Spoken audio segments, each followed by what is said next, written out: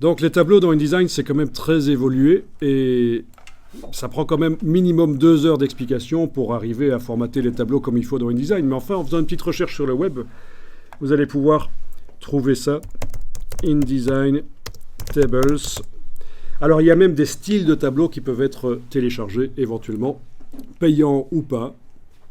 Mais enfin, ceci vous donne une idée de ce qu'on sait faire comme tableau dans InDesign.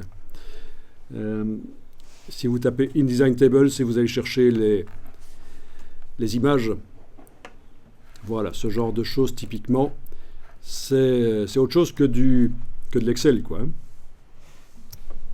C'est plus sympa, c'est plus sexy. Alors à propos d'Excel, il est tout à fait possible d'enregistrer un tableau Excel sous forme d'image et de l'importer dans InDesign. Vous aurez un tableau Excel dans InDesign. Ce sera un tableau Excel.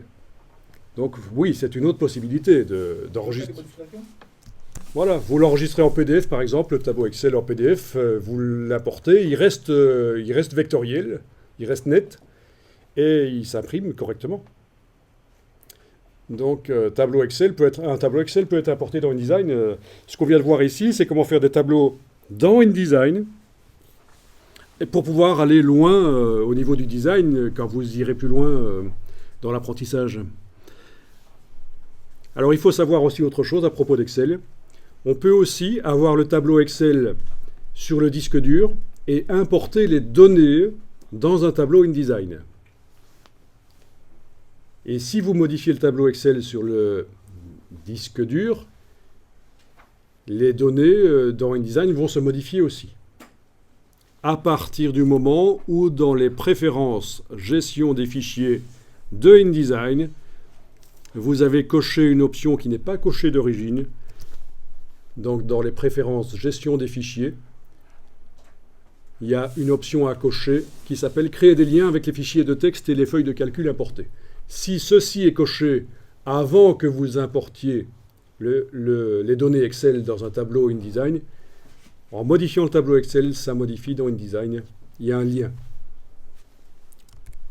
On ne va pas le faire parce que c'est pour les formations avancées, mais déjà, c'est très important de savoir que les choses, il est possible de le faire. Après, comment les faire, c'est une autre histoire, mais déjà savoir que c'est possible de le faire, c'est très bien.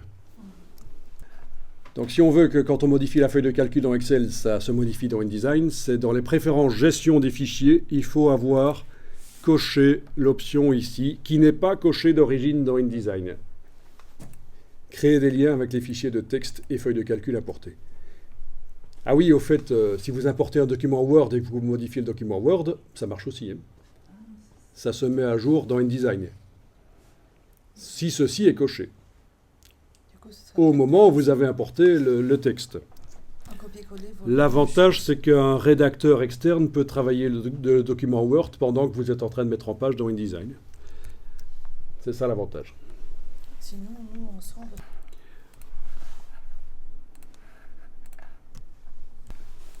Alors, encore une petite astuce à propos d'Excel.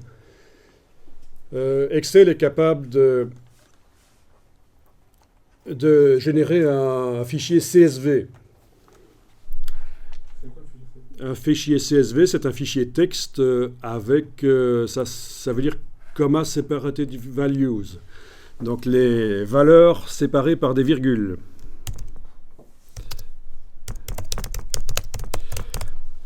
Et ça permet de transférer les données dans plein de logiciels, en fait. Notamment InDesign. C'est grâce à ça que vous allez pouvoir importer, par exemple, des données Excel dans un fichier InDesign.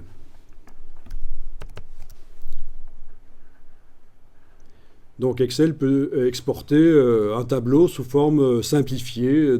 C'est un peu ce qu'on avait tapé dans la colonne de texte tout à l'heure avec des tabulations et des retours chariots. Il faut savoir que, sauf si ça a changé, d'origine dans Excel, il vous met des points-virgules entre les valeurs. Si vous voulez qu'il vous mette autre chose comme des virgules ou des tabulations, ça se modifie dans Windows. Dans les préférences de Windows, vous modifiez la manière dont les fichiers CSV de Excel sont créés sur Windows. Donc je vous le dis tout de suite parce que si vous essayez d'exporter un fichier CSV, vous allez pouvoir tenter de l'importer dans InDesign, mais vous avez vu que dans InDesign, on n'avait que 3 types de balises qui étaient prises en compte. C'était les tabulations, les virgules et les retours chariots. Donc pas les points-virgules. Donc là, vous serez coincé si vous faites un fichier CSV au départ d'Excel Windows sans avoir modifié auparavant la manière dont il est fait. Je pense qu'au niveau des informations, voilà, c'est des informations, il faudra pratiquer si ça vous intéresse les tableaux, bien sûr, mais enfin, vous avez déjà quelques petites astuces là